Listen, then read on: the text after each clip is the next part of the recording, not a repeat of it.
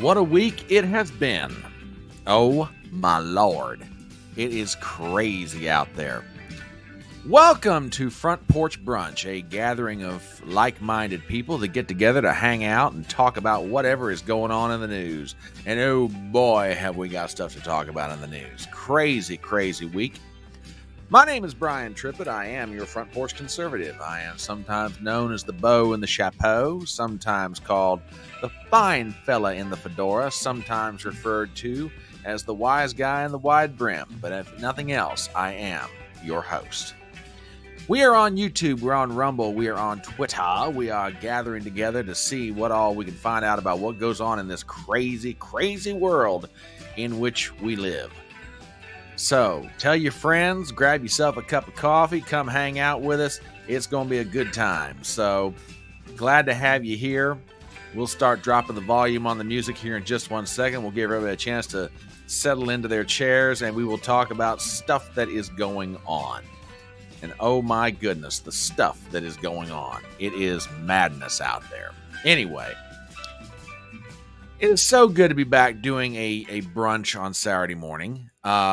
The last 10 days have been absolutely just insane by way of schedule for me. And good morning, Miss Leanne. Mwah, darling, I love you as always. So good to see you. It's been absolutely nuts, and live streams and videos and everything, and traveling and everything else. And I'm kind of glad to be getting back to a normal, if I may use that term, normal sort of schedule, at least for me anyway, at least as far as this crazy social media life that I now find myself in. And I had a very interesting experience last night, and I want to say a huge, huge thank you to Lutch, aka the Indian Jesus, who had me on his channel as a guest. And what I thought was going to be an interview turned into like an interview / debate. And oh, this sounds delicious. Oh my goodness. Yeah, my Egg McMuffin from McDonald's is like withering in comparison to what I'm reading right now. Just, oh my goodness. I'm jealous. I am jealous, my dear. But yeah, Lutch had me on his channel last night, and we got into any number of different subjects. And one of them was the question about philosophy, religion, theology, etc. And it turned into a very good debate. And when I say debate, it's exactly what it turned into, because Lutch had me on, and it's been a long time since I've argued apologetics or philosophy with anybody.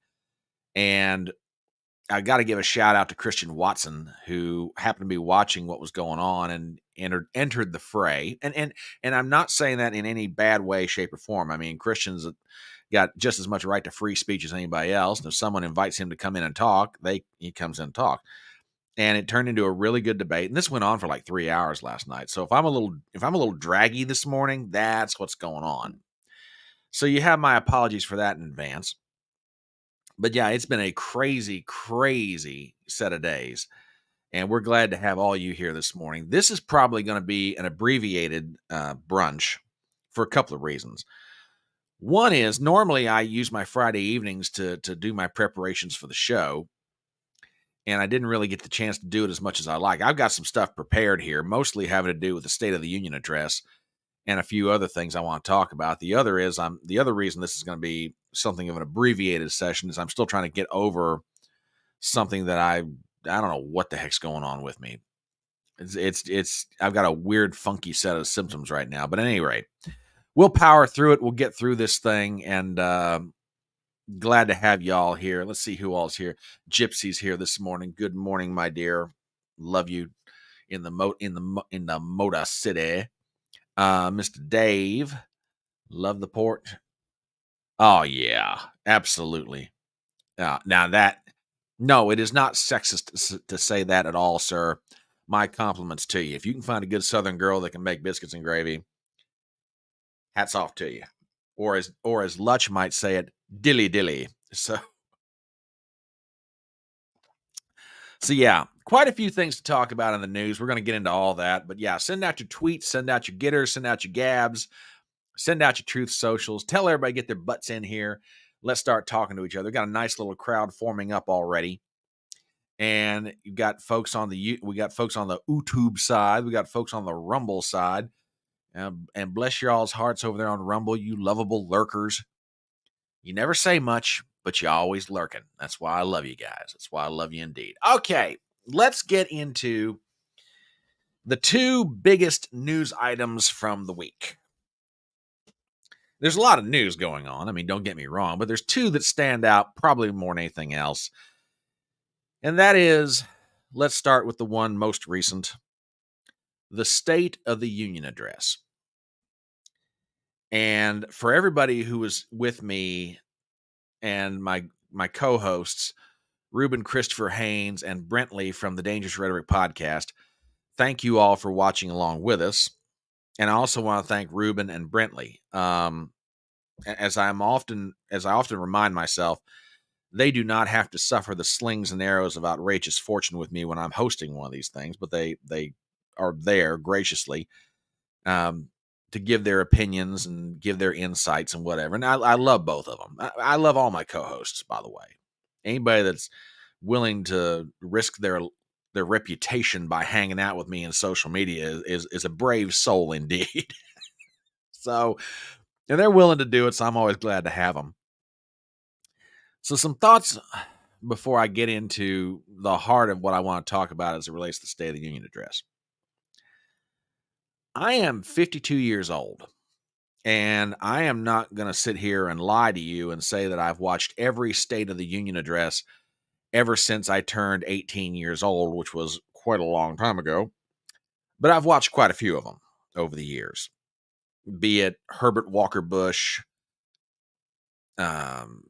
Clinton, W, Obama, Trump, now Biden.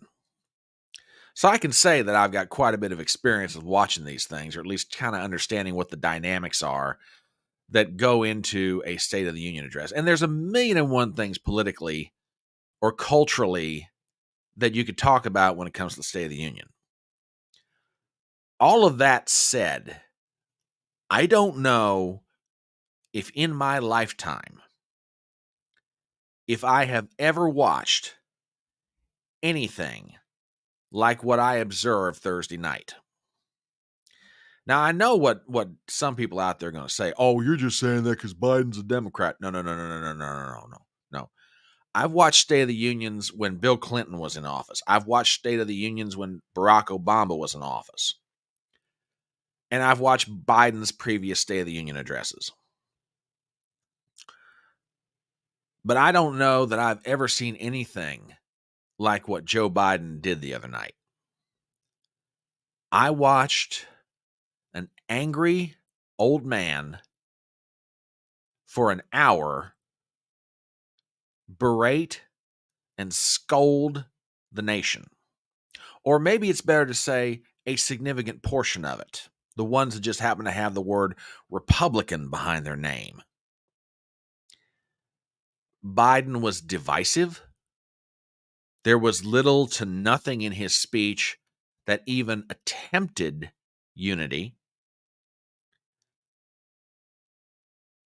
You know, if ever you've watched War Room on Real America's News, part of the intro in that show is a voiceover from Steve Bannon where he says, "This is the primal scream of a dying regime." And I don't think he intended necessarily to alliterate in that moment, but the point being, talking about modern Democrat politics or this particular administration in general, you almost get the feeling that they're like a cornered animal that's just knows it's cornered and it's just lashing out. That's a lot of what I felt like watching Biden. He was just angry because he wasn't getting his way, and he demands that people do what he want. Well, my suggestion for Representative Lou is whatever he's smoking, he needs to pass it around, because the hallucinogenic effects of whatever he's inhaling must be tremendous. And frankly, we could all use the buzz he's getting. That's all I'm saying. If he thinks that was the best State of the Union he's ever witnessed, I've got swampland in Arizona I'd like to sell him. Okay. Yeah. I'm not surprised that the Democrats are coming out with that reaction, which by the way, this next observation is not necessarily original to me, but I wholeheartedly agree with it. That speech the other night was not for all of the American people. That speech the other night was for a specific subset of the American people. It's for the Democrat Party, and even inside that subset is another subset. It's for the activists. It's for the far left. It's for the progressives. It's for everyone else. Biden has to calm the fears inside his base that he cannot go toe-to-toe with Donald Trump in an election one more time and win. Because, I mean, if you stop and think about it, that makes sense. Because for weeks now, months now, people have been saying, I don't think he's up to it. I don't think he can do it. I don't think he can pull it off. We got to get another nominee. Can we get Gavin to do it? What about Michelle Obama? Would she step in? Maybe we can get Gretchen Whitmer, da-da-da-da. Biden and his people know they have to put that to bed, and they've got to do it fast. Now, in one sense, they don't have to, because practically speaking, the only way that he's not going to be the nominee is if he goes to Chicago in August and announces to God and the world that he is releasing his delegates and he will not accept the party's nomination if it's given to him to run for president again. Which, if he does that, it's going to throw the Democrat Party into even further chaos, more so than it already operates under. So Biden had to convince Democrats, hey, I'm up to it. I can do it. I can go with this guy. Which in part explains his right out of the chute tough guy demeanor. Now, I know a lot of people, jokingly, perhaps they weren't, kept asking themselves the question, what did they shoot this guy full of? Because they'd never seen him quite this energetic. Okay. Now, I say somewhat jokingly because it has been bandied about over the years that people have often wondered if they're not giving him injections of something to keep him awake or get him up for events. Good morning, sir. How are you? Glad to have you. But yeah, he came out of the gate firing. But what struck me is the priority of events, and that gets to the first of many different clips that we have from the State of the Union. Okay. I want to show you something from Twitter. There's going to be a lot of that this morning. What now, I will not confirm, deny, nor will I disavow. I'm not saying, but I'm just saying. In the name of being yeah, I agree with that completely. It was not a State of the Union address in any way, shape, or form as Americans have traditionally understood it. And hold on to that word tradition, because I'm going to come back to that point before it's all said and done. Okay, I agree with you completely. It was a campaign speech. But let's get to our first comment from Twitter. And this is very, very salient. From J. Michael Walker. After prefacing with Nazis and democracy being under attack in civil war, Biden makes Ukraine his first order of business and then quotes Reagan favorably, whom he harshly attacked at the time, and then he attacks Trump. I found this to be fascinatingly weird, to be perfectly honest with you. Hang on one second. Sorry about that. Fascinatingly weird. He quotes Reagan, the great Mr. Gorbachev, tear down this wall line. and then uses that as a jumping off point to justify the Congress passing another Ukraine aid funding bill, which, by the way, by the by, uh, I don't know how well that's gonna go over even with Democrats when supposedly Zelensky's wife was offered an invitation to attend the State of the Union address and declined. Now, I don't know about y'all, but where I come from, if someone's trying to help you out, you should at least go as far as trying to at least sound and look appreciative. So I don't know how it's going to go over with Democrats if they're even open-minded about this question anymore, that they're trying to get a Ukraine aid funding bill through the Congress, and you've got the wife of the Ukrainian president being invited to the State of the Union, and supposedly she declines. Now, we don't know the reasons for the decline, and I get that. Maybe there were perfectly valid reasons, and that's fine. But supposedly, according to reports, she was offered to sit with Jill Biden up in the gallery and said, yeah, said no. Yeah, yeah, yeah. She needed a new dress. Oh, all those billions of dollars that we've sent over couldn't help her find a good seamstress? Really? And I agree with this wholeheartedly too.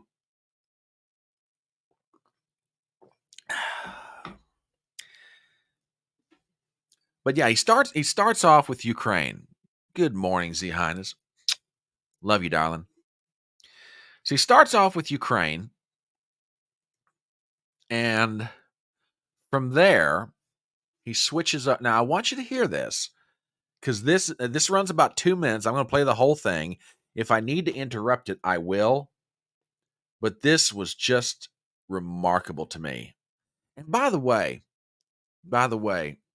did anybody keep count of how many shots I did every time he used the word "my predecessor"? Wouldn't even say Trump's name in the speech, or if he did, it's very little. But anyway, this runs about 2 minutes. I'll play it, and you guys tell me what you think. And yes, my purpose tonight is to wake up the Congress and alert the American people that this is no ordinary moment either. Not since President Lincoln and the Civil War have freedom and democracy been under assault at home as they are today. What makes our moment rare is that freedom and democracy are under attack both at home and overseas at the very same time.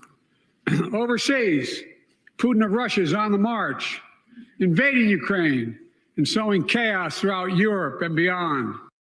How? If anybody in this room thinks Putin will stop at Ukraine, I assure you he will not. Prove that.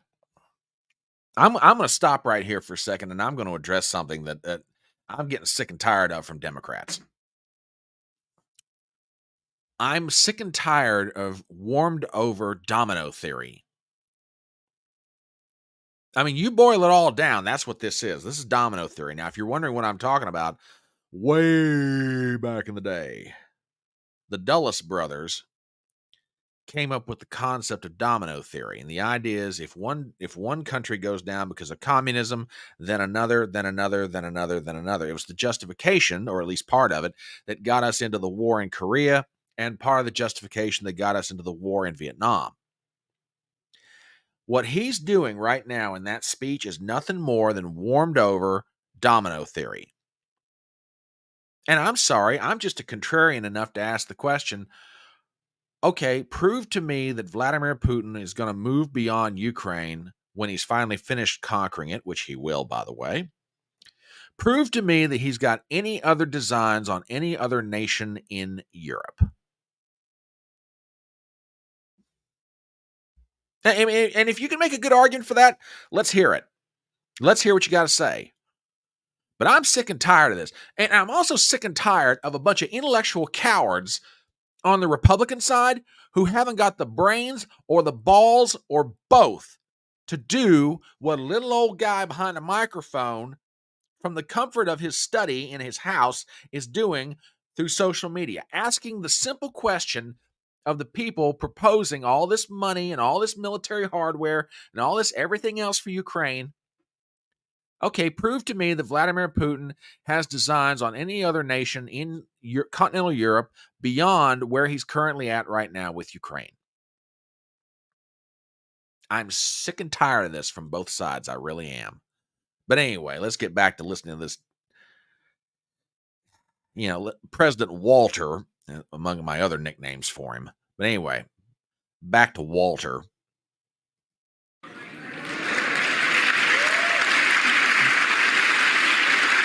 Are we sure they're not applauding because he got through all that without stumbling over himself speaking? But anyway. But Ukraine can stop Putin. Ukraine can stop Putin if we stand with Ukraine and provide the weapons that needs to defend itself.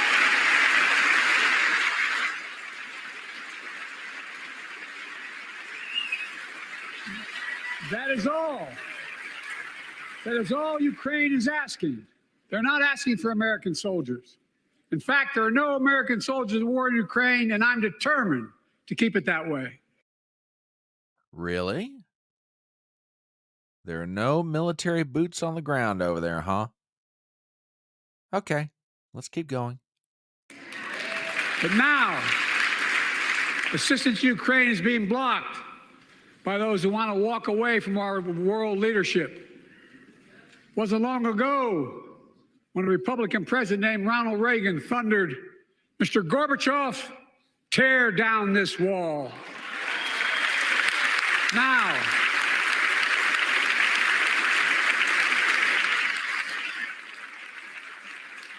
my predecessor, a former Republican president, tells Putin, quote, "Do whatever the hell you want." That's a quote. A former president actually said that, bowing down to a Russian leader. I think it's outrageous, it's dangerous, and it's... Oh, God. It's moments like that reminds me of that old expression, I feel like a mosquito in a nudist colony. Where do I start first?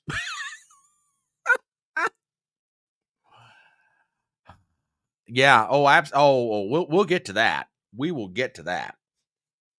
We'll get to that here in just 1 second. Yeah, yes and no. I agree with you. They were classic, but not as pronounced as I would have liked them. But that's just me. That's a question of style. Okay, let's start with this. Freedom and democracy are endangered at home and abroad. Okay. Well, let's not touch the question right now of at home. Let's just deal with the question of overseas. Ukraine can stop the Russians if we only provide them with the weapons. No, Ukraine cannot stop the Russians even if you provide them with the weapons. They're not going to be able to stop them. First of all, you don't have enough men in the Ukrainian army anymore to be able to stand up to the Russians, or if it's just a matter of time before the whole thing falls apart. One of the people that I try to pay attention to when they give information about the Ukraine war is Colonel Douglas McGregor. And I'm sure his name is not a stranger on most of your all's ears. By estimates that he's getting from people he's talking to, we're talking about 400,000 dead Ukrainian soldiers.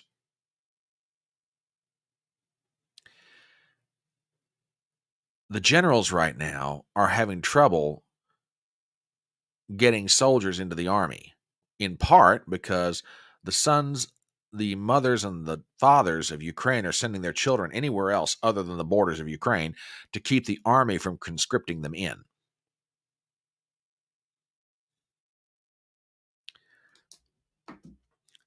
So you've already lost most of the army of Ukraine. You cannot conscript new people in because a lot of them are fleeing the country. And on top of that, even if you were to authorize another aid package to Ukraine, it's going to be months, if not maybe a year before the weapons get over there. Then on top of that, you've got to train the Ukrainians on how to use some of this weaponry. I mean, look, I'm not a military person, but common sense even tells me that hey, no way. I mean, look, even if I agreed with Biden on this, which by the way, I don't, logistically and practically, there's no way this is going to happen. But that's all Ukraine is asking for. No, Ukraine's also asking for our money to help pay for their pensions and pay for their civilian government, among other things. But I think the line that got me the most in this is we're walking away from our world leadership. No, we're not. No, no, no, no, no, no, no, no, no, no. No, we're not. We have no. See, I absolutely categorically reject this idea that somehow if you're opposed to aid for Ukraine, that means you don't want America to be a leader on the world stage. May I respectfully point out, you can be a leader on the world stage and not be funding everybody's war all over the world or sticking your troops into everybody else's country. Thank you very much. And that's what makes the great the great contrast, or the great ironic contrast, if I may say that, between his comment about Reagan and what he's trying to do right now. Now, I know there's some folks in this audience that are probably of age that they remember when Reagan went to I believe it was the Brandenburg Gate, if my memory serves me right, and gave the legendary speech, Mr. Gorbachev, tear down this wall. The funny thing about Reagan in those 8 years, Reagan never fired a shot on the Soviets. We built up our military. We invested in the Strategic Defense Initiative, Star Wars, it was derisively called in the press. We kept doing all that. We didn't have to do anything like what we're doing right now. Reagan didn't have to. Now, granted, the circumstances are different, times are different, and I'm probably forgetting some very important points on this. I'll grant you that. Okay. But this argument that somehow, that Biden somehow is doing what Reagan's doing right now is crazy. It's not even a comparison. Well, that's not what he was trying to do. He's not saying he was Reagan. Thank God. Talk about insulting the memory of a dead president. Jesus. But yeah, I mean, and here, and Ukraine was the first thing out of the gate. Not the southern border, not the fentanyl crisis, not inflation, not anything else. Ukraine. Because, oh my God, we've got to keep this thing going. Unbelievable. But there were more fun moments from the State of the Union address. And we'll get to them here in just 1 second. But since we're almost at the top of the hour, I'll just go ahead. Oh, yeah. Oh, wait a minute. What's this? We'll get to that. We'll get to that too. Oh, God. Pardon my language, but Thursday night was an absolute shit show on so many different levels. It really was. And young Joan Crawford, well, that might have been the icing on the cake or the cherry on top, depending on how you look at it. But anyway, it's the top of the hour. My name is Brian Trippett. I'm the Front Porch Conservative. We're on YouTube. We're on Rumble. We are on Twitter. So if you haven't done it yet, hit the thumbs up button. I like to get as many thumbs up on these things as I possibly can. Share it around. Smash the like button. Subscribe. All that good stuff. And on the off chance you have some coin in your pocket and you can't figure out what to do with it, well, somewhere on this thing there's an electronic tin cup. Throw it in there if you want to, but please do not do anything irresponsible. I would feel very bad about that. All right, so getting back to the speech. So Ukraine's the very first thing right out of the chute. But that was not the only thing that happened. And I'm going to play you something, and I'm not even going to set it up. Okay? I'm just going to play it. And then I've got my 2 cents worth about it. This, to me, beyond any number of things about that speech, to me, is the line crossed. And I'll explain what I mean here in just a second. But this runs about 22 seconds. I am not going to interrupt this. Y'all, take a listen to this. It's a decision to overturn Roe v. Wade. The Supreme Court majority wrote the following, and with all due respect, justices, women are not without electoral power. Electoral or political power. You're about to realize just how much you're right about.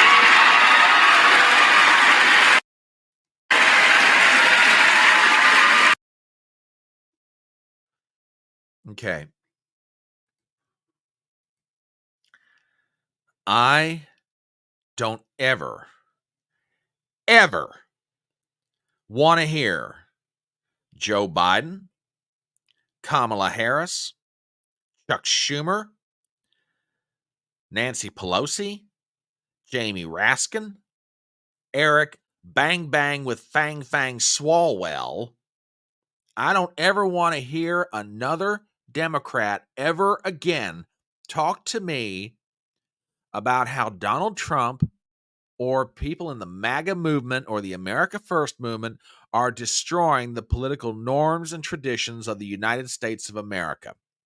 The President of the United States just flat out stood there and threatened the Supreme Court of the United States at the State of the Union address.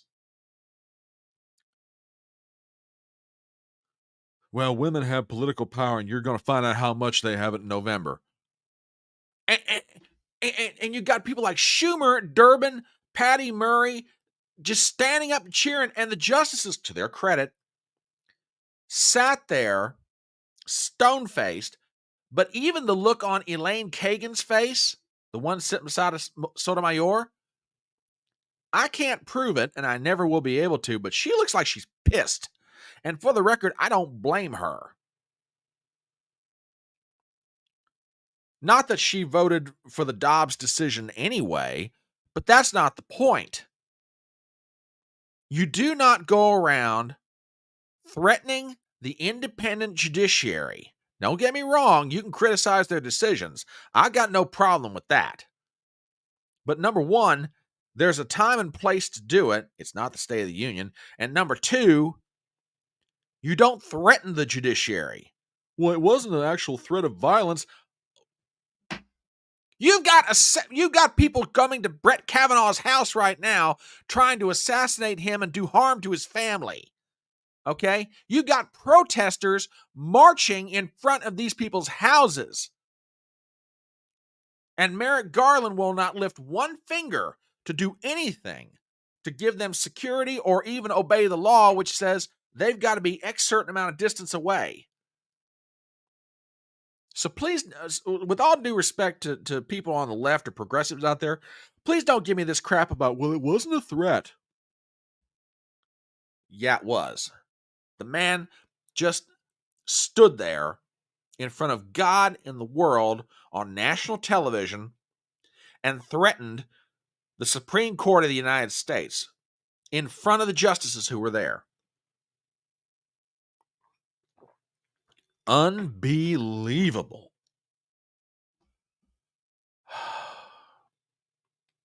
Again, I don't ever want to hear another Democrat lecturing me or anybody else about how we're destroying all the political norms and customs in the country. Not after that. You've got no right to say it. Not one syllable out of your progressively leftist mouth. But there were other things that happened. And the next one that's coming up, I've got mixed feelings on this. I really do. And if you're wondering what I'm referring to, it's Marjorie Taylor Greene, Joe Biden, and Laken Riley. Now, for those of you, most of everybody who's watching this right now has probably heard the story of what happened with Laken Riley and murdered at the hands of an illegal immigrant. An illegal border crosser. And this has been, and you know, everybody knows that the southern border needs to be shut down as far as the illegal crossings are concerned. We've got to get a handle on what's happening down there.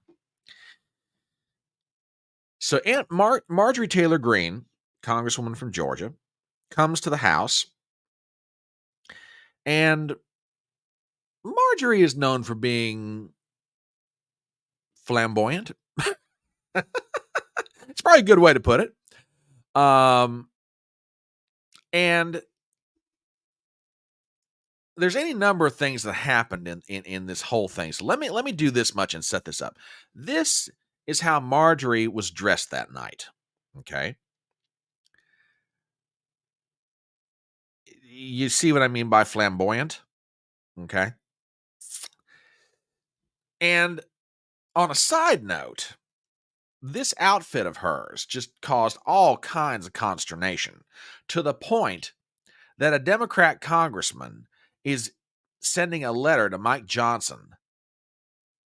And I'll read you part of this. Congresswoman Marjorie Taylor Greene, Republican of Georgia, wore a hat with a political campaign slogan during the address. Appallingly, according to Ms. Greene herself, she was approached by the sergeant at arms, who asked her to take the hat off because it violated the rules of decorum.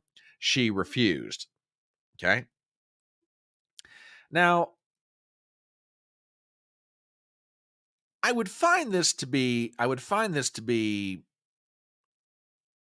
having a little bit more effect if it weren't for the fact that during this very same speech, you had people who were doing stuff like this.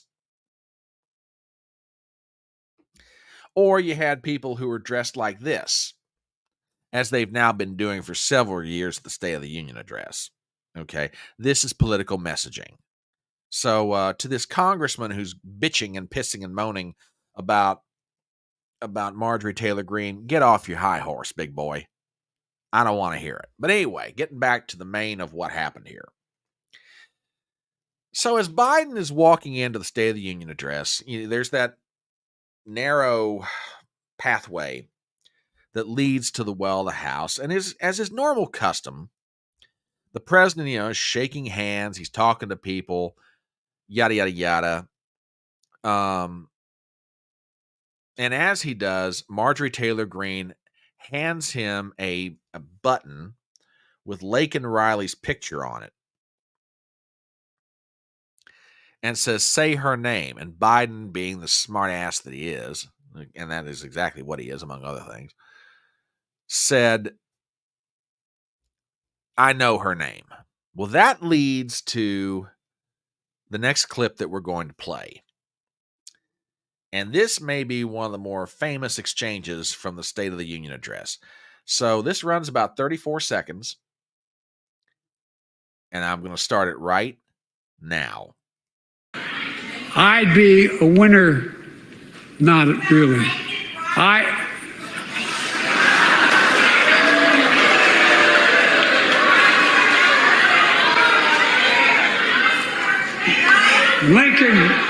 Lincoln Riley, an innocent young woman who was killed by an illegal.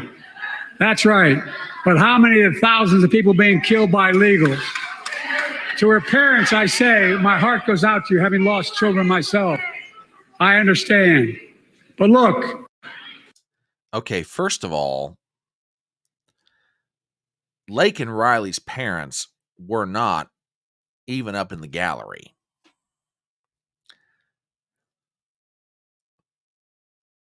He's talking to no one in particular. They're not even up there. They didn't even come to the State of the Union. Okay. And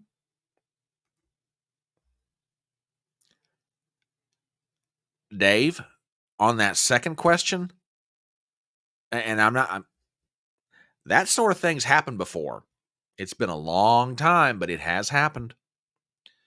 So I'm not telling you what to say, but be careful what you ask for, because the next thing you know, it's going to happen. At the rate we're headed, it wouldn't surprise me. It really wouldn't. Now, I say that my feelings about this whole thing are mixed, and I'm going to try and flesh this out as best I possibly can. Do I think that the issue of the southern border ought to be addressed? Absolutely. Do I think that we need to talk about all the illegal border crossings that's happening? Yes. Do we need to have a discussion about the fact that the Biden administration seems like they're actively encouraging, and not only encouraging, but they're actually bringing people into the country? Beyond a doubt, beyond no doubt, that's got to be talked about. Do I think that highlighting the death of a young lady named Laken Riley helps move that issue forward? If it's done appropriately, yes. And by appropriately, I mean talking to the parents about their feelings, asking, look, we want to find a way to tell people your daughter's story in a respectful manner that hopefully prevents this from happening from anyone to anyone else. Would it be okay with you if we somehow find a way respectfully? Yeah. Okay. That's what I'm getting at. Okay. That said, Marjorie Taylor Greene almost let Joe Biden off the hook on this thing. Okay. I don't mind a good political stunt. All right. And let's be perfectly frank. Okay. What she was doing was a political stunt. Now, in her mind, she may be, fighting the good fight against the uniparty and the deep state and whatever else and yada, yada, yada. Okay, I'm sorry, Marjorie, honey, I love you, but you were doing a political stunt. Okay. She almost let him off the hook. The only thing that saved Joe Biden in that moment is that the fact he screwed up Laken Riley's name and used the name Lincoln Riley, which just also happens to be the head football coach at the University of Southern California.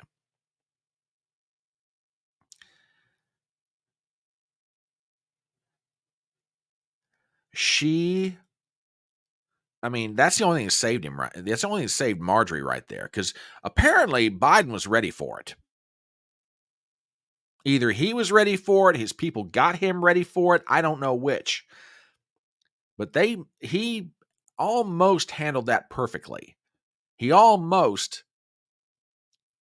totally got himself out of the weeds on that one, except that he mangled the name of the young lady who was killed. So yeah, my feelings on the whole matter are mixed. Have we got to talk about this? Yes. Do we need to do it? Yes. Time and place and knowing how to do it is important. And the only thing that saved Marjorie Taylor Greene from looking like a complete nitwit is the fact that the nitwit in chief screwed up the name of the young lady who's dead. I'm telling you, the whole Thursday night was a complete crap show. It was just awful on so many levels. And Dave, I absolutely agree with this. That little action of hers may have been the line crossed on all this.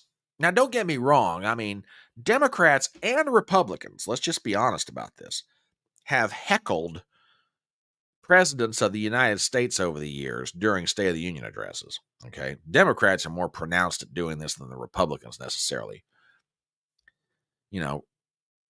Democrats are street fighters. Republicans are, believe in playing tiddlywinks when it comes to politics.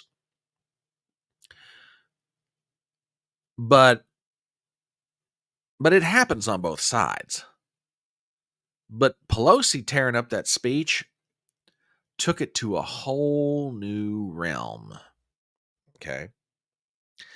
Now, there are important political questions that are being asked, and this is a good one. I don't know. First of all, I don't know that he was there. And second of all, I don't know what he was wearing, but I'd like to find out.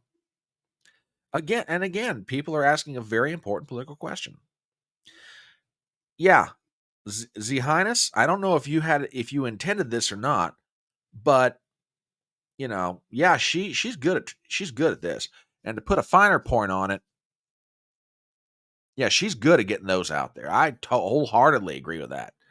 She is an absolute mistress at getting out political sound bites and snapshots that people are going to remember. And unfortunately, that's what our politics is devolving down into. Now, there's a time and place for it. I'm not saying there's not, but it seems like more and more that's all we're doing and all we're becoming. And Gypsy, you got a real good question here. You really do. That's completely fair. Totally fair. And this is another good point. I tell you what, I don't know. Well, I'll put it to you this way, and I'm hearing this from a lot of people. I haven't really dived into this question that much, but I'm just wondering if a lot of his positions that he took during the campaign were the wife or him, because ever since he's gotten more or less started getting recovered from that stroke, I tell you what, don't get me wrong, not that I am agreeing with John Fetterman on much of anything, but I'll tell you what, every so often he'll say or do something, and I'm sitting there going, "Who are you, and what'd you do with the real John Fetterman?" That's what I'm saying. Okay. This is interesting. Did not know this. Did not know this. Interesting. Okay. Okay. Yeah. Sadly, Z Highness, I think you're absolutely right. It's wrestling. It's not even wrestling. It's wrestling.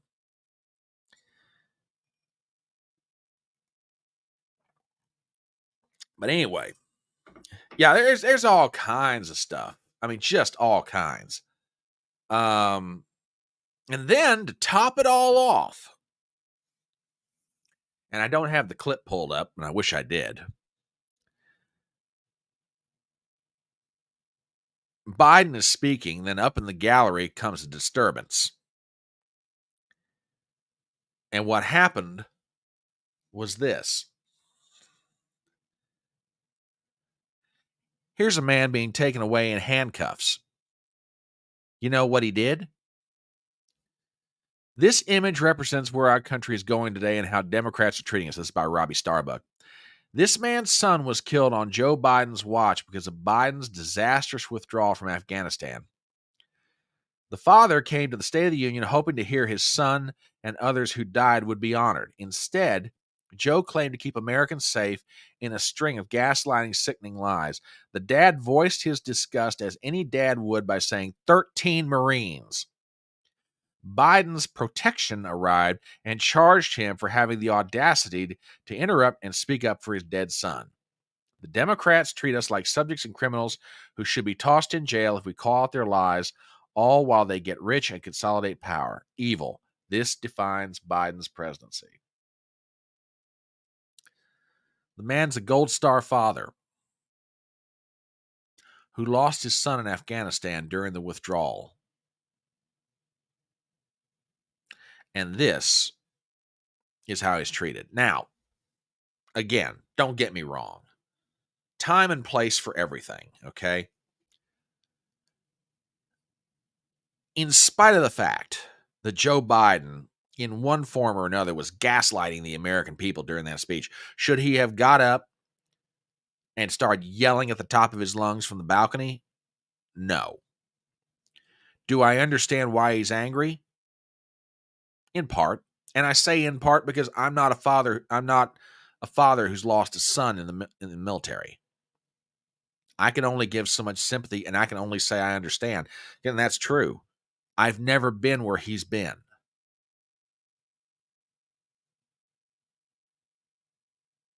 So I get it. I get why he's angry. No, he shouldn't have done what he did. But no, most certainly, they shouldn't be doing what they did to him, taking the man away in handcuffs and having him arrested. That's ridiculous. No, it's beyond ridiculous, but it's typical these days. It's absolutely typical. Absolutely typical. So, Biden gives a speech. It runs a little over an hour. And you might sit there and ask the question, did anybody bother to fact check him? Now, you know what? And before, fair point. Absolutely fair point. I agree with that wholeheartedly. You're absolutely right. Absolutely correct. If you're wondering what she's referring to, Joe Biden was at Dover Air Force Base when dead servicemen were being brought home, and there's a picture. He's literally pulled the sleeve up on his suit coat, and he's looking down at his watch trying to figure out what time it is.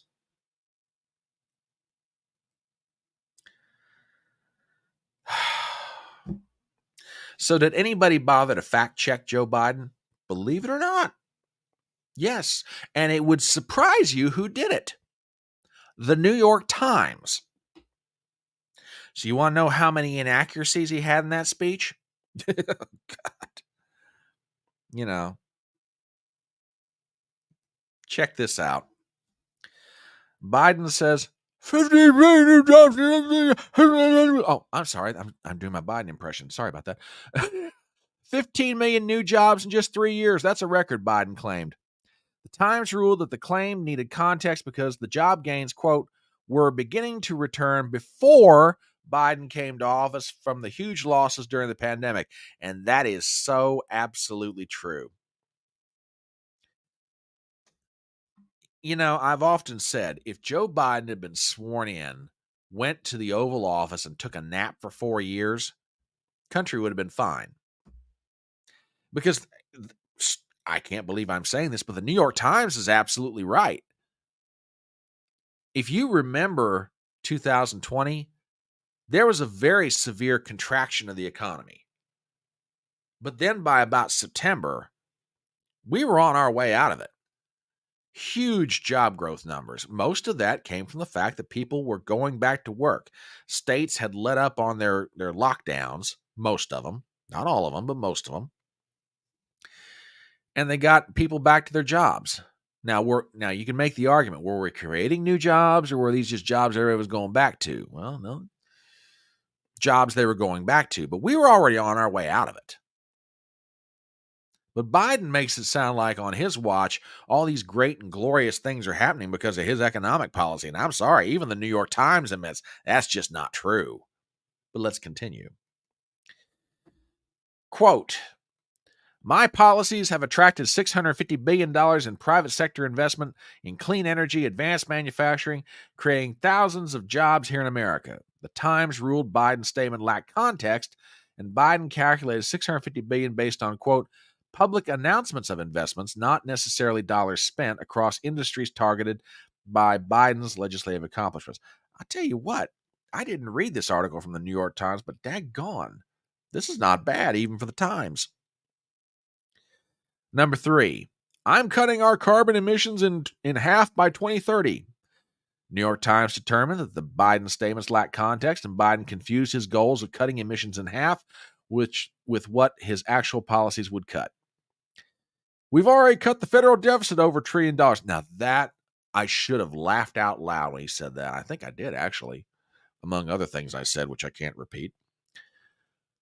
The Times ruled Biden's claim needs context. Well, it needs more than context.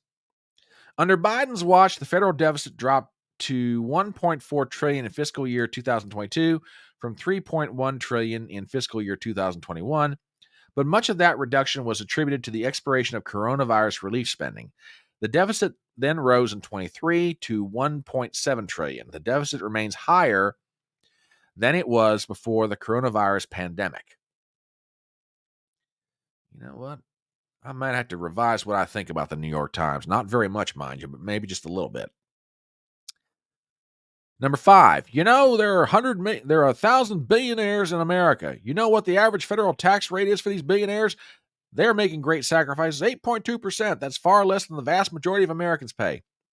The Times reported Biden's claim did not technically reflect the current tax rate. No kidding.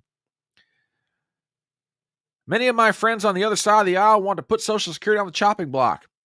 Republicans are not currently calling for cuts to Social Security, the Times wrote. Former President Trump, in fact, said in 2022 he would never cut Social Security. Like I say, normally I don't usually have anything good to say for the New York Times, and again, I did not see this article, but it's being attributed to the New York Times. But if that's what they actually wrote, hey, I give the boy some credit. So how was Biden's speech received? Because to hear Democrats talk, and to go back to Gypsy's comment, they're all out there. It's the greatest State of the Union address I've ever heard. Get the peanut butter out of your ears. They've been better, and you need to hear them. But you get my point. They're just out there just cheerleading this thing. It was the greatest speech ever, yada, yada, yada. So if it was so great, did people ever decide to tune into it? Check this out. Per CNN, Joe Biden gave the worst received State of the Union address in 25 years. Quote, the 65% who had positive view of the speech was actually lower than any such speech CNN has polled in the past quarter of a century. The previous low being held by Donald Trump in 2018 at 70%. And the 35% who offered a, quote, very positive review was effectively tied with Biden's speech last year at 34% for the lowest on record. The next lowest was Biden's 2022 and then George W. Bush's 2007 speech, which he earned a very positive mark of 41%. And here is a headline from the Washington Post. Early polling of Biden's State of the Union doesn't quite match the hype.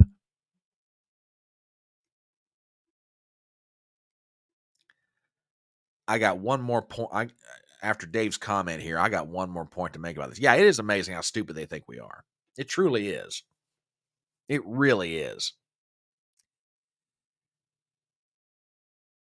I'm waiting to see the polling that's going to come out next week. And here's why I say that. Regardless of who the president is, there's always an effect, positive or negative, that comes off of the State of the Union address. Okay.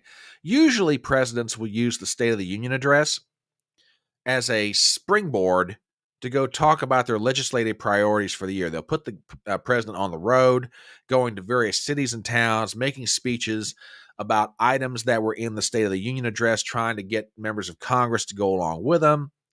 You would expect that sort of thing.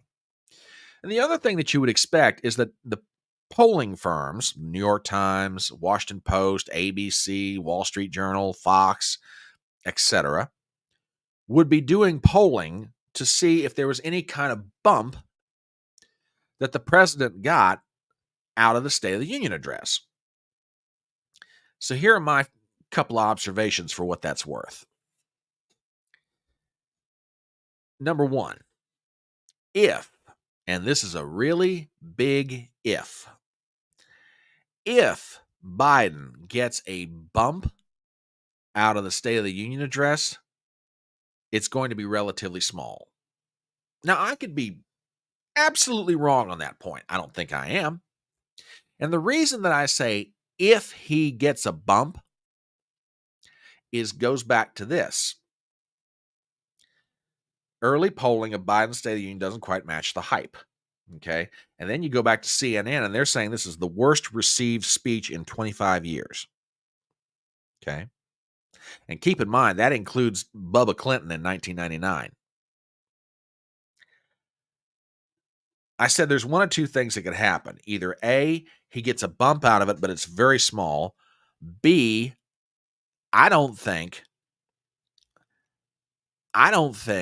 he's going to get a bump. And as a matter of fact, he might drop. And as a matter of fact, Leanne, I have heard this exact same thing, that he dropped points. Now, that said, and I'm not saying you're wrong, but let me add a caveat to that.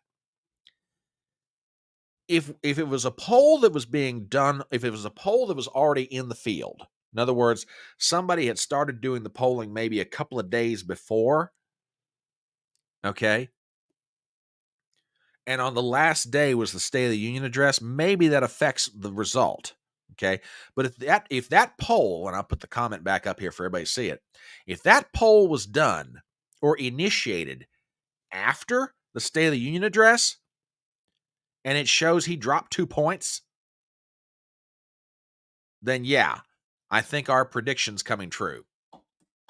I really do. Your lips to God's ear, big boy. Your lips to God's ear. A few other observations as it relates to the State of the Union. And I want to go back to Dave's comment. It's really easy. It's amazing how stupid that the uniparty, he didn't use the word uniparty, but I'm substituting here. They think we are. And you're right. You're absolutely right. Absolutely right. I want to show you a couple of funnies. And this, I found this one this morning and I about died laughing. I will say one thing for Biden's State of the Union address. If there is any one positive that comes out of that speech, people who make memes and do videos and stuff like that, but especially the meme makers, okay? The meme makers had a gold mine to work with Thursday night. Here's a great example of one of them. Check this out. I saw this about died laughing. I thought you guys would love it. So Biden is walking by the portrait of George Washington that hangs in the White House. and, in the picture, George Washington is flipping Joe Biden the bird. I'm sorry. I just can't help but laugh. That's just too funny. Exactly. Exactly.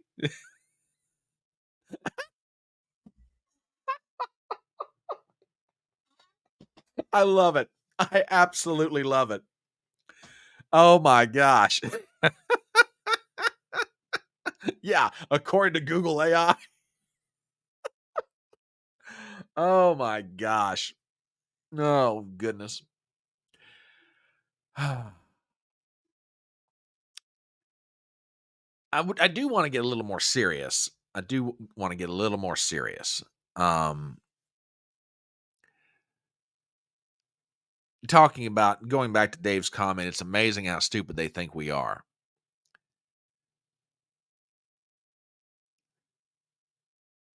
People are wondering what kind of reaction that the American people are going to have. And one of my favorite barometers for getting a feel on what people are thinking isn't even necessarily a pollster. I mean, don't get me wrong. Y'all know I love Rich Barris.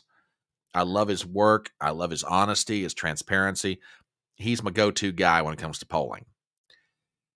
But if I'm not trying to figure out reactions based on polling, one of my favorite barometers to check is Selena Zito. Now, if you don't know who she is, let me tell you something. Selena Zito is probably one of the best journalists in America today.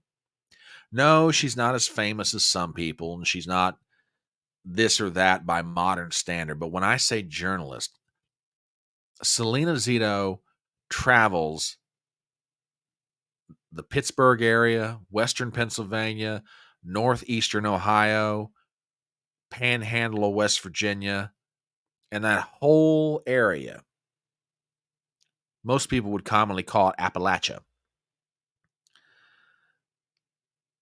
And goes into diners, restaurants, shops, talks to business owners. She is, Rich Barris refers to himself as the people's pundit. I would call Selena Zito the people's journalist.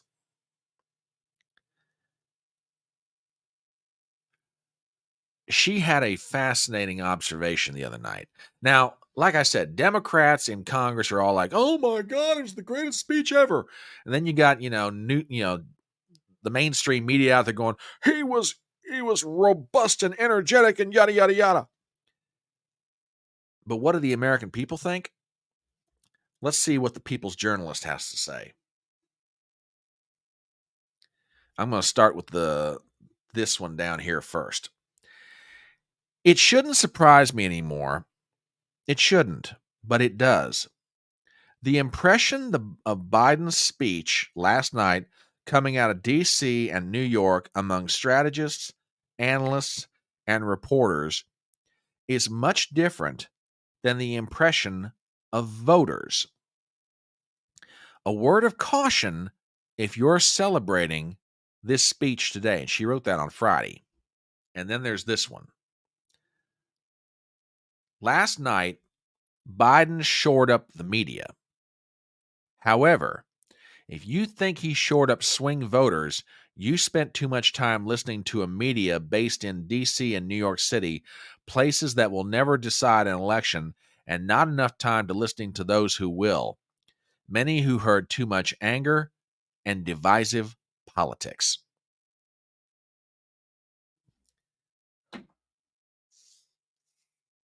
I'm sorry, she's not wrong.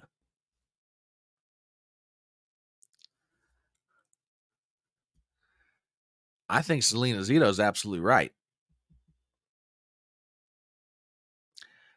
I said at the beginning of my comments about the State of the Union address that Biden's audience was the activist progressive wing of the Democrat Party. But I think Selena Zito brings up an even more valid point, and that is that he also was trying to shore up his support with the media. Because let's be honest, I mean, ever since, I don't know, probably the spring of 2022, the New York Times, the Washington Post have absolutely been absolutely Chinese water torturing Joe Biden. Drip, drip, drip, drip, drip, drip, drip, drip. And more, the Chinese water torture has turned into waterboarding of a journalistic style. So Biden's got to do something to stop that.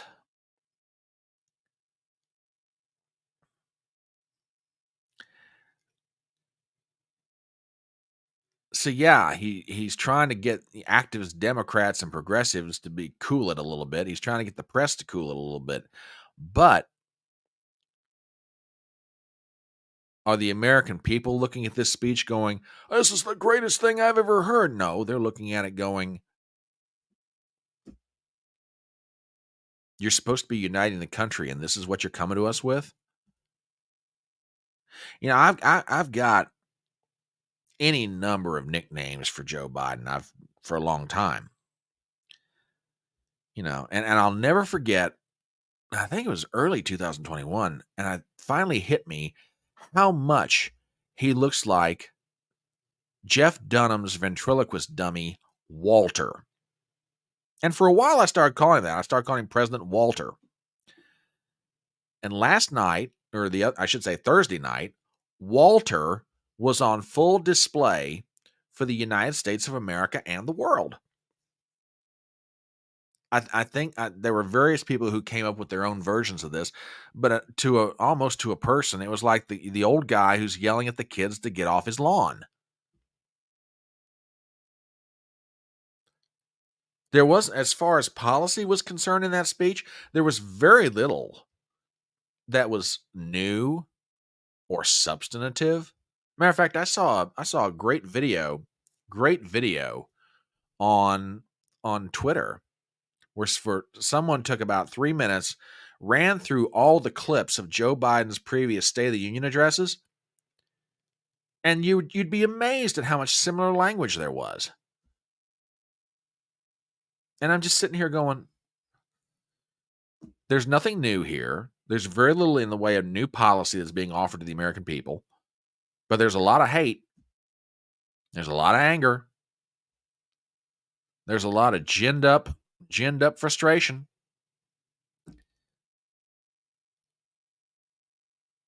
I don't know. I just don't know. Give you some more reaction. This is from Newt Gingrich. Last night, we learned we have a Democrat in chief rather than a commander in chief and a Democrat national chairman rather than a president of the United States. It was the most destructive, hateful, and divisive speech of the Union in our history. Read Truman's 48 speech for a patriotic, unifying presidential speech as a contrast.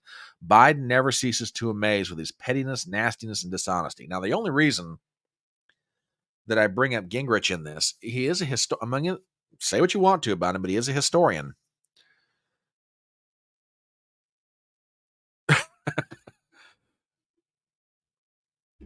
I don't disavow, but I don't confirm either. But it wouldn't have surprised me. Yeah, I mean, no. I do need. There was one thing that happened the other night, and I haven't touched on it yet. And it went largely unreported, but it is definitely worth pointing out to you guys, okay? And I do so with the consideration that we could use some good news in the midst of everything that's going on, okay? So, and again, this went largely unreported.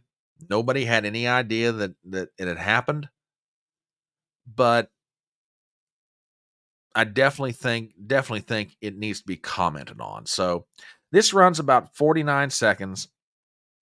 I will play it in its entirety. I will not interrupt it because you really need to get the full effect of what's going on here. So, folks, do me a favor and take a listen to this. My fellow Americans, here's the simple truth. Look at the chaos. End it now. The President of the United States!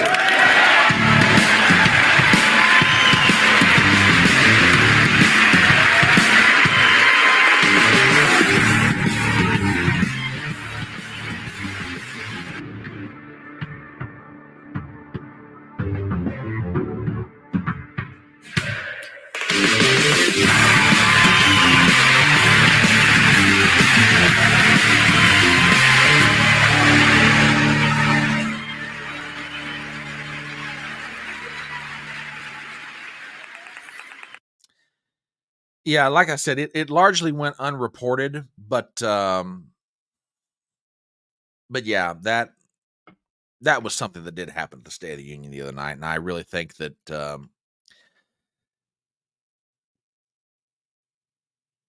I think it needs to be commented upon. So yeah, I thought you guys might want to hear or see or know about that. Now, there was one other aspect of the State of the Union address that I have got to talk about. And I feel sorry for the individual involved. And I want to go back. Let me see if I can find this real fast. Where is it? Where is it? Come on. It had to do with Fetterman.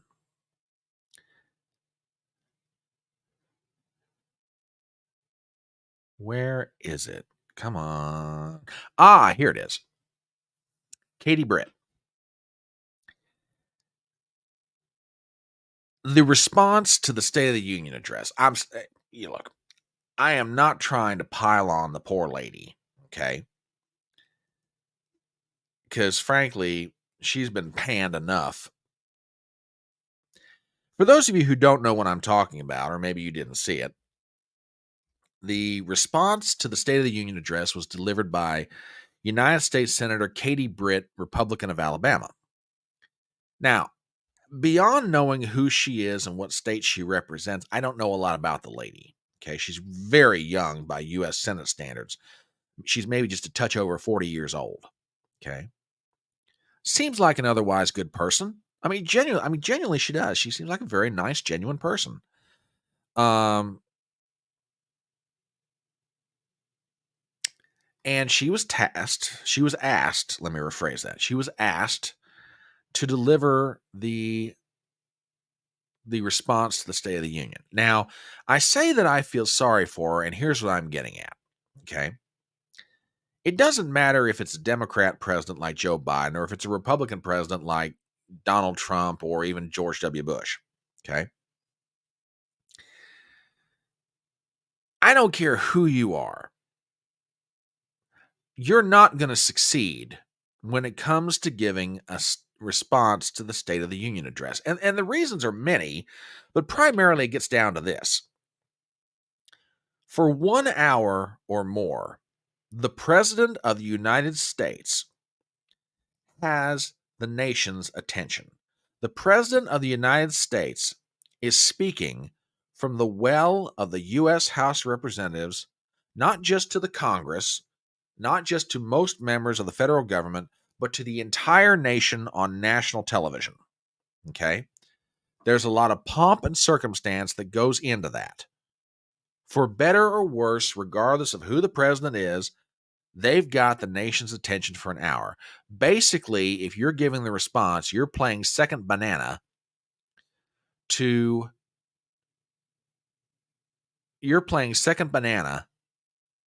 the president of the United States. And like I say, it doesn't matter who it is or what party they belong to. That's the hill you got to climb if you agree to do this. And if you stop and think back over the years, the number of people who've given that response, and it just about sank their careers, Bobby Jindal, Marco Rubio, etc., and so on. It's just Nikki Haley at one point. It's just been awful. But Katie Britt agrees to do it. And I am not going to sit here and try and get in the woman's head and try and tell you why she did it. But she did. And she did it from, the kitchen of her house down in Alabama. Okay, fine. I got no problem with the venue.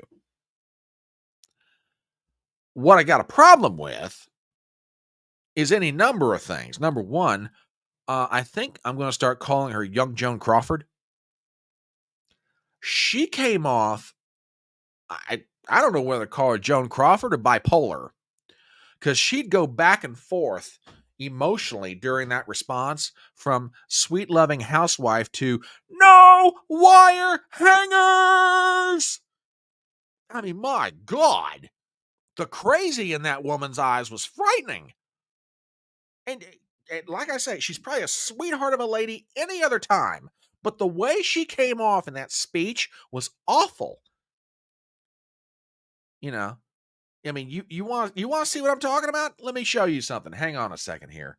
Let me get this pulled up real quick. I mean, like I said, she's probably a decent and wonderful human being, but check this out. This runs about 22 seconds. Mr. President, enough is enough. Innocent Americans are dying, and you only have yourself to blame. Fulfill your oath of office. Reverse your policies, end this crisis, and stop the suffering. Mr. President. Okay. Now let me say some things. I shouldn't have to say them, but I'm going to do it anyway. Okay.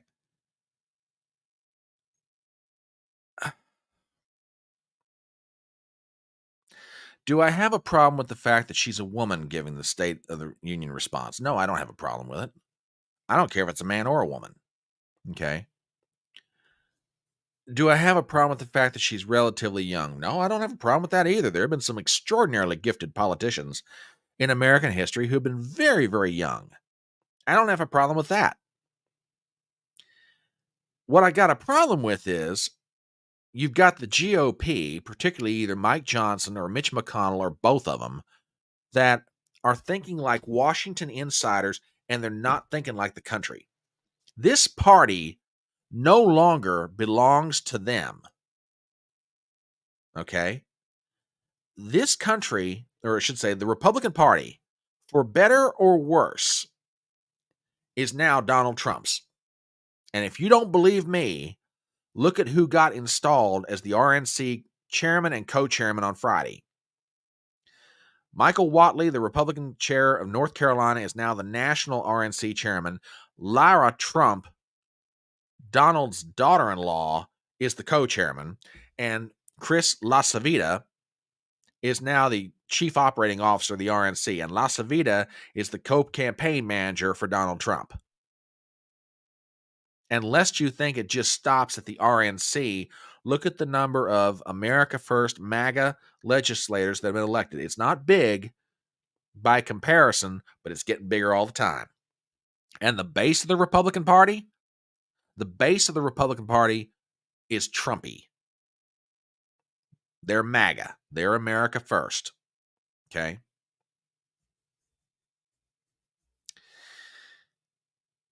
So why in God's name are you letting a Washington insider like Katie Britt, who, by the way, before she became a U.S. Senator, worked on the staff of her predecessor as he was going out the door, Richard Shelby. She was, if I remember correctly, she was chief of staff to Richard Shelby, the retiring senator from Alabama. She basically took his seat. Okay? Which, again, I've got no problem with that. But that speech that she gave, and again, this is just a small clip from it.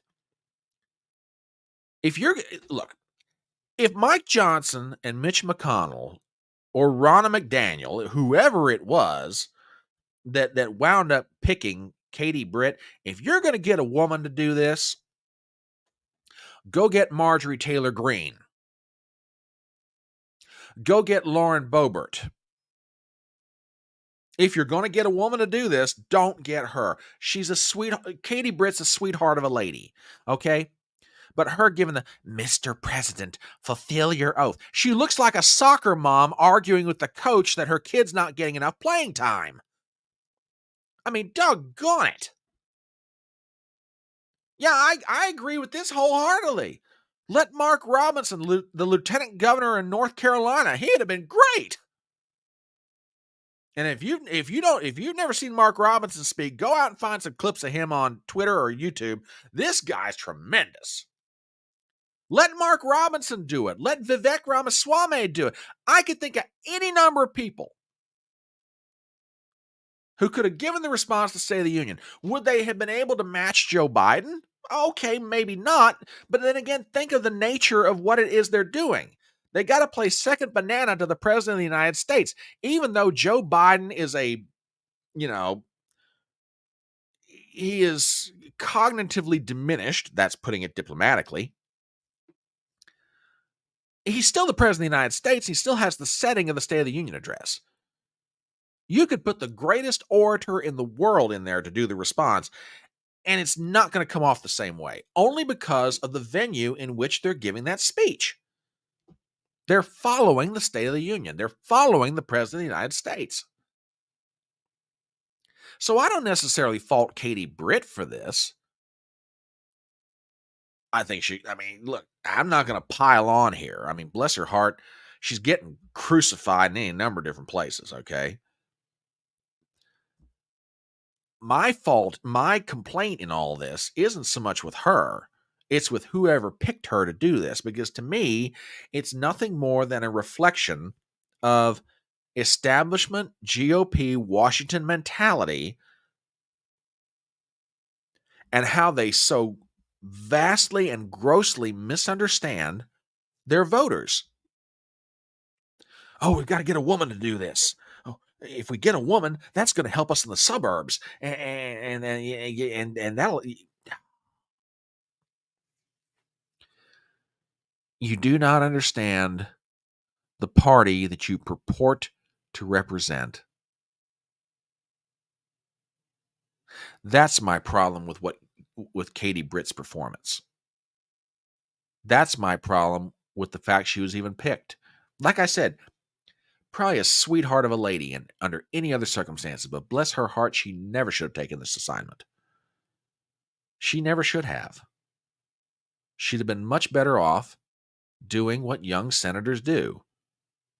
Work diligently, keep quiet, stay behind the scenes, learn the rules of your job, and grow in the position. So yeah, Thursday night was just an absolute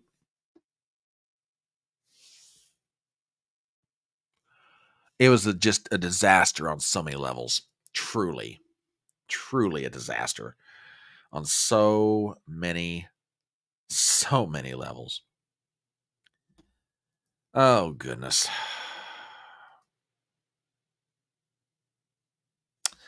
Yeah, dumpster fire is a good way to describe it. And the funny thing about it, and Leanne, I saw this, and I agree with you. There were so many people who did a response to the State of the Union. RFK Jr. is one.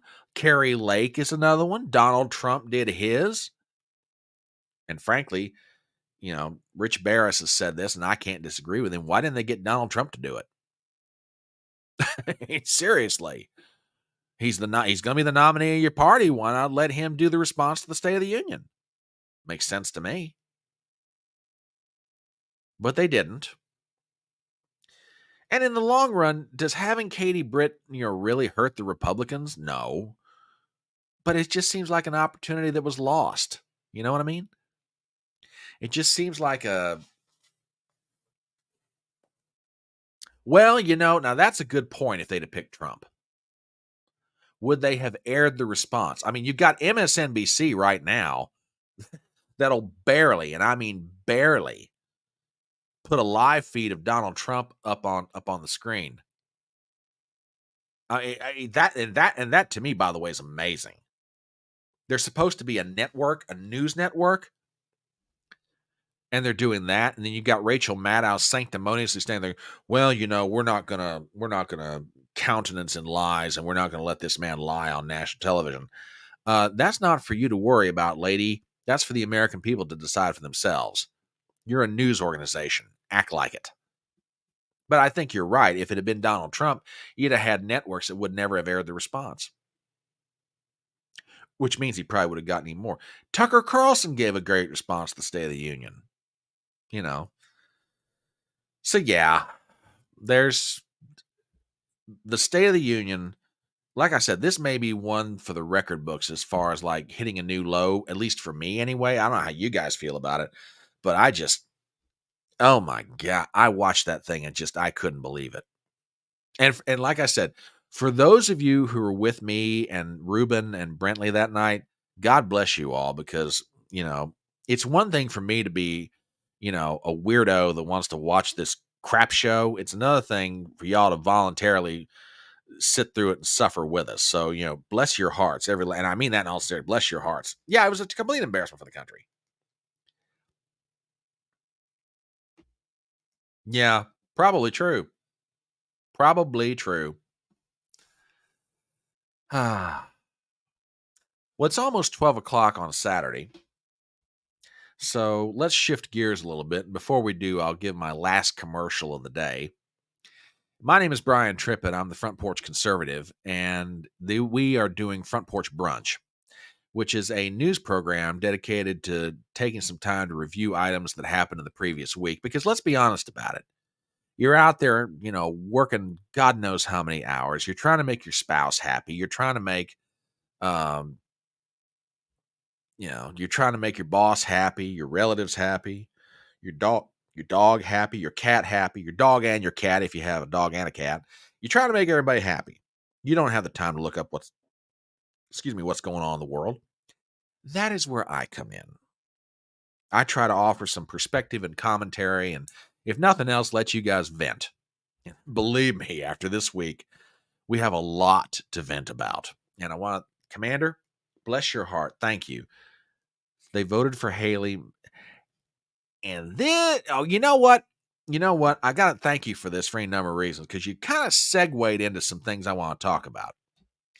So we're on YouTube, we're on Rumble, we're on Twitter. And thank you for all the tweets and Gettrs and Truth Socials and Gabs and Facebook posts and everything you guys do. You guys are absolutely just awesome. I cannot thank you enough. I've got the best audience on the internet, and that's for any number of different reasons. So let's shift gears for a little bit and talk about the other big news story from the week. And that is Super Tuesday. And even though it seems like a lifetime ago, it was just last week. And basically, in simple language, Donald Trump romped. 15 different states wound up voting, everything from Maine to California and everywhere in between. I'll put this up on the map. This is from Decision Desk. And as by now you all know that Donald Trump won basically everything except Vermont. And even then, Nikki Haley barely, and I mean barely, won Vermont. Here you go. I mean, she just eked this out. Okay. Now, for those of you who were with us Tuesday night, there were a couple of states, or three of them actually, where we could not get results out of. And I figured since we're here anyway, I'll just go ahead and give you the numbers on it. Let me start first with Utah. And the reason that the numbers were so late coming out of Utah is the fact that apparently they had there were two things. One, they had a rush, an absolute rush of people coming to the caucuses for the Republicans. That was one problem. The other problem, according to reports, half of the people who were in charge of the caucus sites didn't do their job or didn't know how to do their job, and it just turned into absolute chaos. So it took forever for numbers to report out of Utah, but when it did, as you can see, Trump won. So that's Utah. Then you go to California, and no sooner did the polls close at 11 o'clock Eastern, both Trump and Biden were declared the winner. I mean, look at that. And by the way, next Pharaoh, you bring up a very valid point. You're going to give me a chance to bounce something here. Nikki Haley won Vermont because it's an open primary. California's closed. Now look what happened to Nikki Haley in a closed primary. 78% of the vote. That's enormous. And then you take it one step further out to Alaska. Here we go. 87% of the vote. Now, Nikki Haley, shortly after, matter of fact, I think the day after, if I remember correctly, announced that she was withdrawing from the Republican primary. So basically, it's Donald Trump's to lose, and he's not going to lose. Okay. Well, all right. Give me a second here, Leanne. I'll pull that back up. I'm sorry. Give me one moment here. Here we go. Trump got 1,000,004. Biden got 2.2 million. He almost doubled. Almost doubled Trump. Okay. Now, Nikki Haley dropped out. And it kind of, I'm not going to say anyone was surprised, but she's out and it's done. And I will say this. From my, how do I want to phrase this? From my perspective, she could have been a whole lot more gracious about it. She has not endorsed Donald Trump yet. I'm not surprised by that. I'm really not. And for the record, I don't expect her to endorse Donald Trump anytime soon.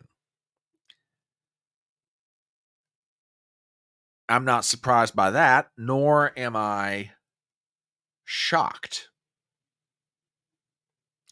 Right now, regardless of whether you like Nikki Haley or think whatever you want to, she needs some time to cool off. The woman has spent or had money spent on her behalf. God only knows how much money for her basically to win the District of Columbia and the District of Columbia, and the state of Vermont, and she barely won the state of Vermont. Okay. So I'm not surprised that Nikki Haley is not endorsing Donald Trump yet. Nikki Haley, however, is trying to make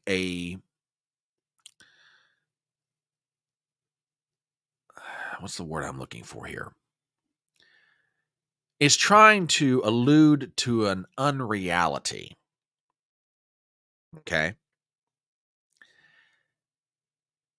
In her speech, Nikki basically said that Trump has got to reach out to her voters. It's now up to Donald Trump to reach out to them. All right. However, that statement sort of works from an assumption. The assumption being that her voters won't vote for Donald Trump unless he reaches out to them. I would like to show you something from the Siena College New York Times poll. And I'm going to refer to this for two reasons. And here's the first one. In their poll that they dropped last Saturday, Trump has a 4-point lead on Biden nationwide. That wasn't the shock in the poll. The shock comes from over here on the other end. Of the 2020 vote, Donald Trump right now has 97% of his 2020 vote. Let me say that again. Donald Trump has 97% of his 2020 vote. Okay. Now, I say all that to bring up this. Should Donald Trump reach out to Republican voters of Nikki Haley? Yes. Should he reach out to all of Nikki Haley's voters? Yes.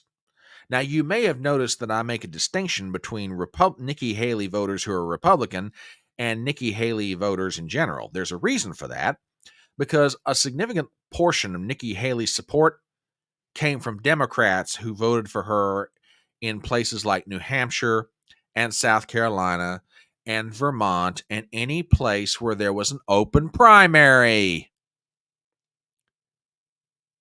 The mainstream media has been creating this illusion that there's this enormous division in the Republican Party, and Nikki Haley is the standard bearer of the Never Trump movement.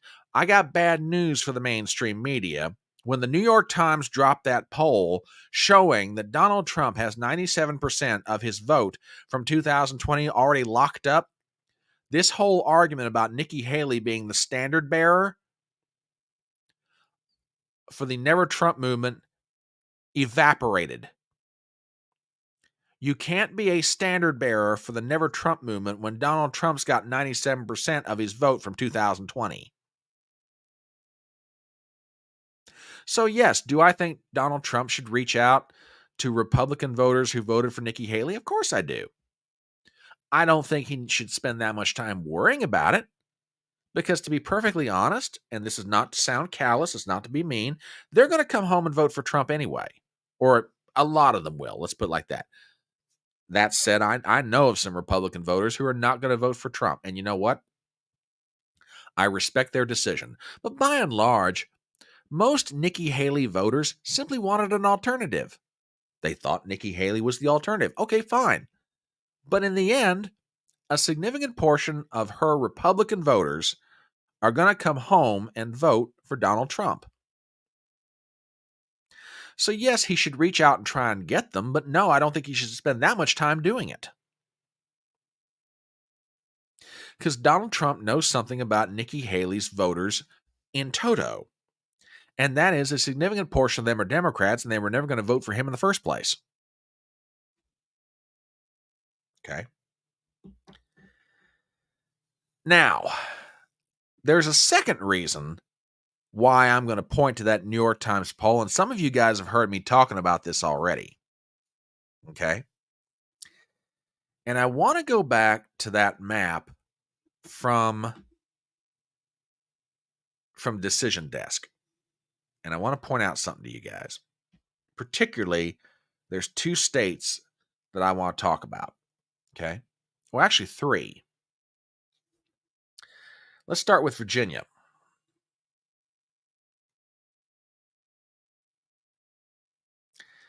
With 88% of the vote counted in Virginia, Joe Biden got 88% of the vote. No major shock there. However, there are 11.4% of Democrats who voted for somebody other than Joe Biden. Okay. Let's move out to Colorado.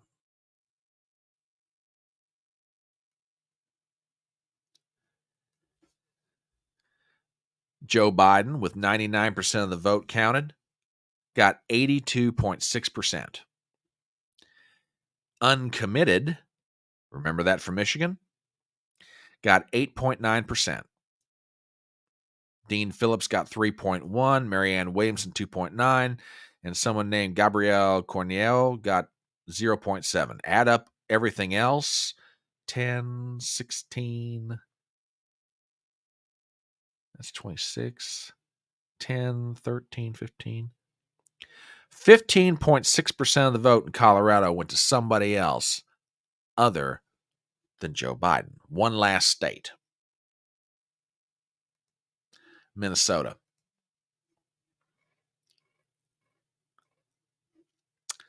%80 of the vote counted. Look at this. Joe Biden wins with 70% of the vote. Okay, cool. Uncommitted, once again, a very large number, 18.9%. Dean Phillips, 7.8. Marianne Williams, 1.4. A gentleman named Jason Palmer, 0.3. You add all this up, 17, 21, 24. That's 10, 11. 11.4% for anybody other than Joe Biden. No, wait a minute. That's not right. No, I'm sorry. 30, 29. Wait a second. Hang on. I got to do some math. Sorry about this, folks. Talk amongst yourselves for a second. 17, 21, 24, 10, 17, 18, 10, 17, 18.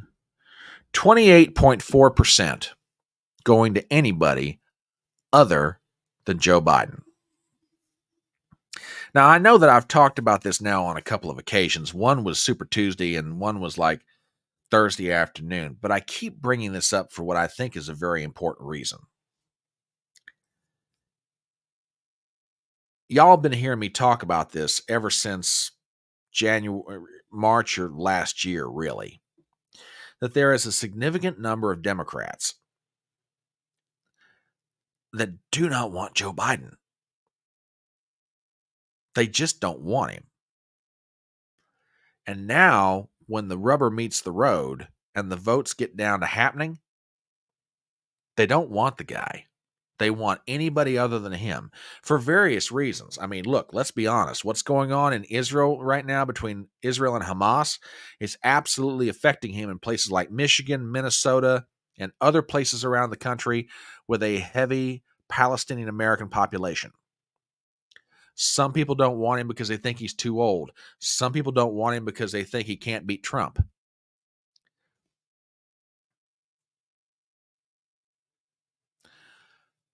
And now, when they're getting the chance to make their voices heard, they're being heard in a very loud manner. Now, I said that I wanted to refer to that New York Times poll for a second reason.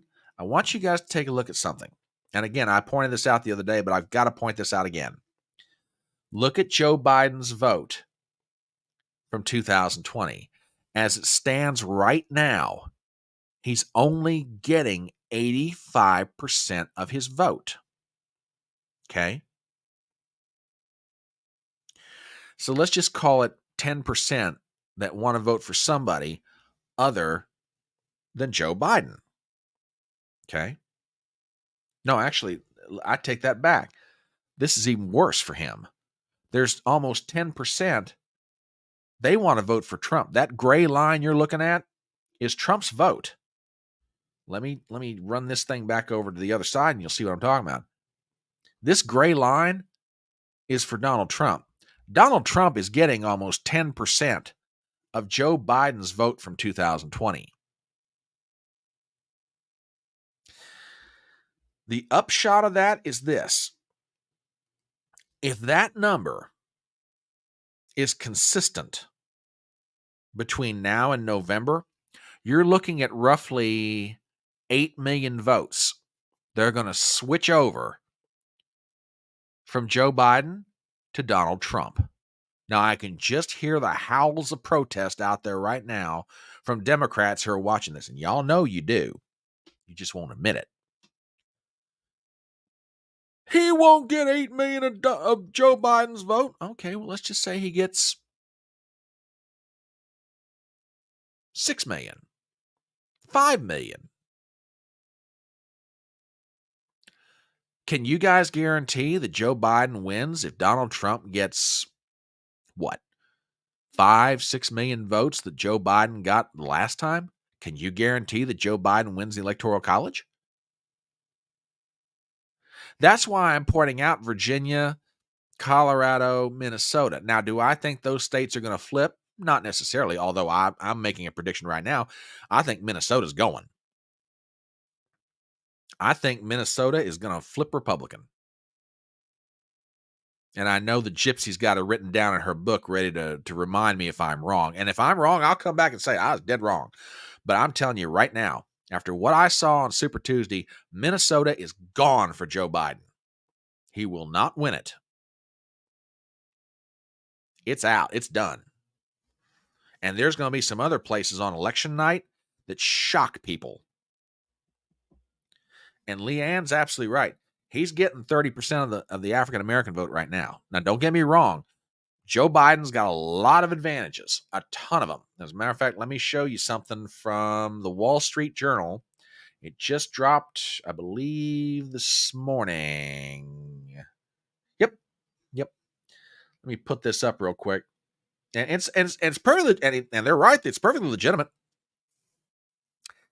In battleground states, Trump is ahead in the polls, but playing catch up on the ground. Biden and Democrats have a big cash advantage over Republicans and have funneled far more money to state parties to build up the campaign infrastructure. I don't disagree with that at all. The WSJ is right. The Journal is absolutely correct. Biden has a huge cash advantage. Then again, so did Hillary Clinton.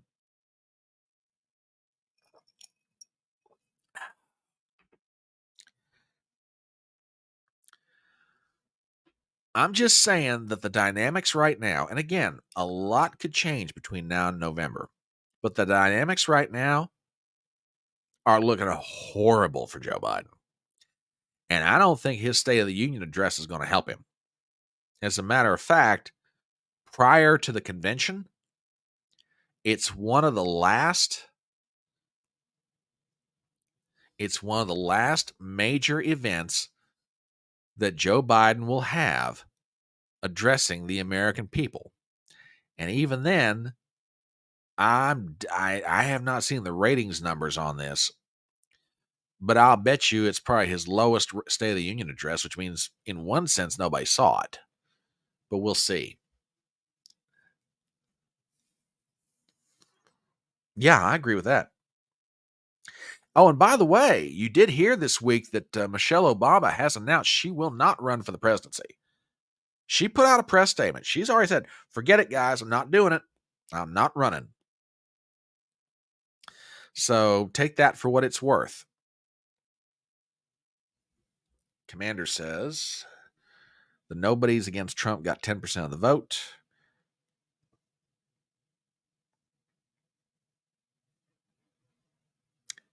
Exactly.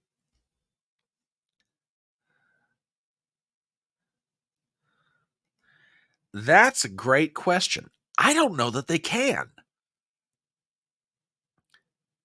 I mean, he's trying to do it now. This whole, we're going to build a pier in Gaza, which, by the way, I mean, does it not occur to him that the moment they start building this pier on the coast of Gaza, it's going to take one good missile strike to blow the thing up?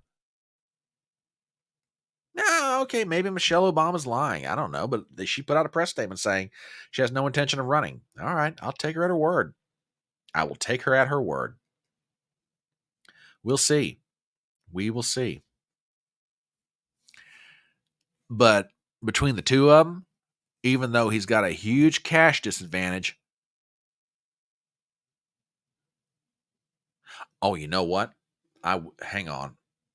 I just saw what you sent, Leanne. And I'm going to do this primarily for a lot of people, but I'm also going to do it for Gypsy. Hang on a minute. Someone, I think it was Gypsy, asked the question, what is Joe Biden going to do to try and get back Palestinian voters? Did you guys hear about this hot mic incident? Check this out. Don't worry, Mr. This is one of the big Great speech. Really nice. I was telling your secretary, I was in Jordan and Israel this weekend, and just, you got to keep pushing what you're doing on the humanitarian stuff and all this stuff. So, I told him, baby, show me this. Baby, you know I should come to sure, Jesus. just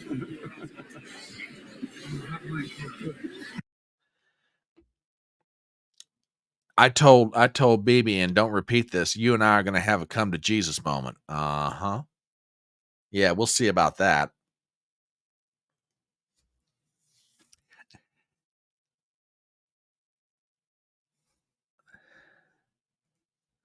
Five people in Gaza killed when our aid package parachute. Oh my God.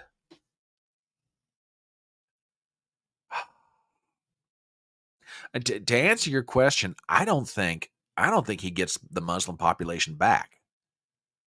I mean, now they might hold their nose and vote for him, but honestly, I don't think he gets them back. I really don't. Anyway. Well, folks, this has been Front Porch Brunch. I'm going to go ahead and bring it in for a landing. It has been a crazy, crazy week. And you guys have been absolutely awesome. Absolutely awesome. Thank you so much for all the live streams you've been here with me, the videos, everything else. It's been, as always, a crazy, crazy ride. We're going to be back next week with more videos, more live streams, trying to line up some guests for future as far as chatting on the porch. Hopefully, we're going to get Chrissy Mayer rescheduled here in the near future. So, again, say prayers for her health for any number of reasons, but one of them is in a few weeks, she's about to have a baby. So yeah, good times. So thank you guys so very much for being here. Again, we'll be back. We'll be back next week. So thank you guys so much.